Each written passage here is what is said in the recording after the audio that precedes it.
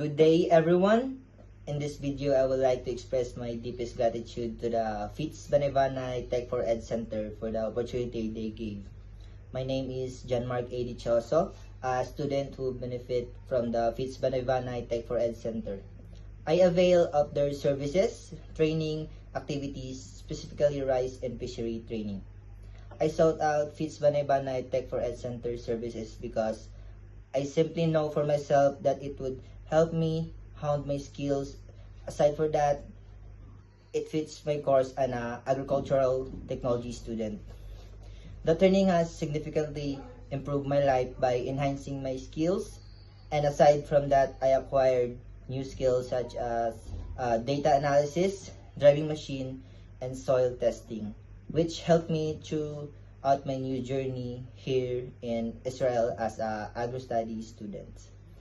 And I think in the next 3 years after I graduate that I acquire my international diploma as a agro-study trainee specialized in agronomy and horticulture. I plan to cross country where I can settle comfortably. And that would be all. God bless. Sincerely, you former on the job trainee, John Mark A. Dichoso. Thank you, Fitz Banevanay, Tech for Ed. Madayaw maayong adlaw sa tanan. Ako dai si Alex Mercado Libano, usa ka barangay kagawad, estudyante ug mag-uuma dinhi sa barangay Rangay, Banay-Banay, Davao Oriental.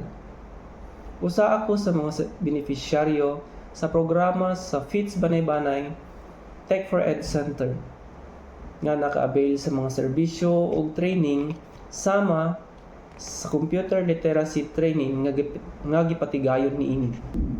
Nag-avail ko sa programa sa Tech for Ed tungod kay nakabalo ko nga sa tanan nako makatunan gikan sa niining programaha magamit ra sab nako sa maabot nga mga panahon ug wala gayud ako masayop.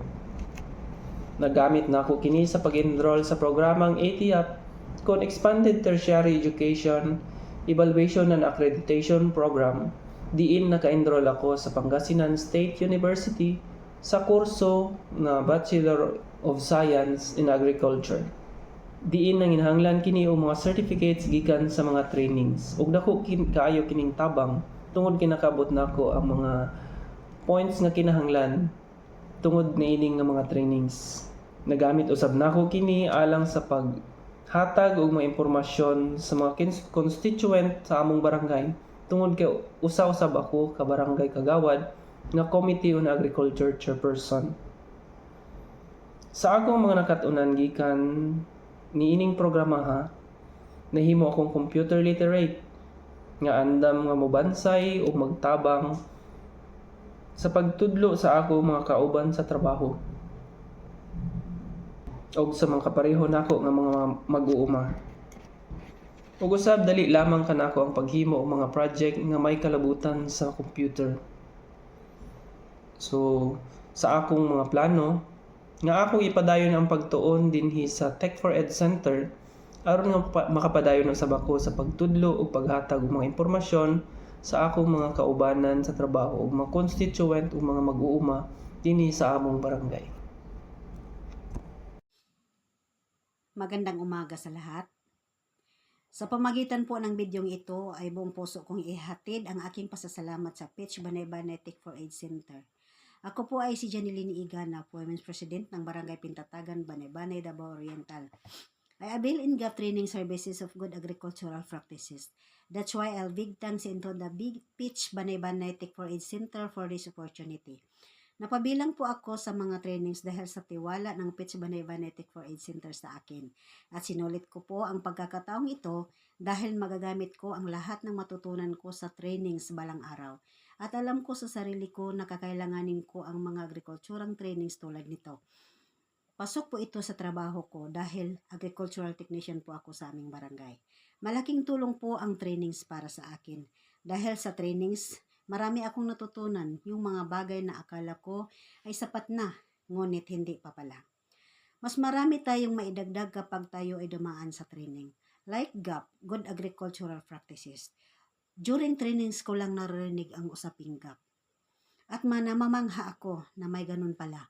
Ang mentality kasi ng karamihang magsasaka ay kung naipunla mo na ay ayun na, okay na. At kung konting linis ay sapat na. Magantay hanggang harvesting time. Yan ang nakasanayan sa karamihang magsasaka. Ngunit, iba ang flow ng gap. Very challenging. Kailangan dumaan ka sa tamang proseso. Kaya excited akong makinig during that time. Dahil bago sa pandinig ko ang gap. Kaya napaisip ako bigla na baka ito na. Pagkakataong ito, dito na ako umasinso. Sapagkat sinunod ko ang tamang proseso. Sa gap trainings ay marami akong natutunan. Kung ano ang dapat gawin. Kung ako ay napabilang na sa good agricultural practices.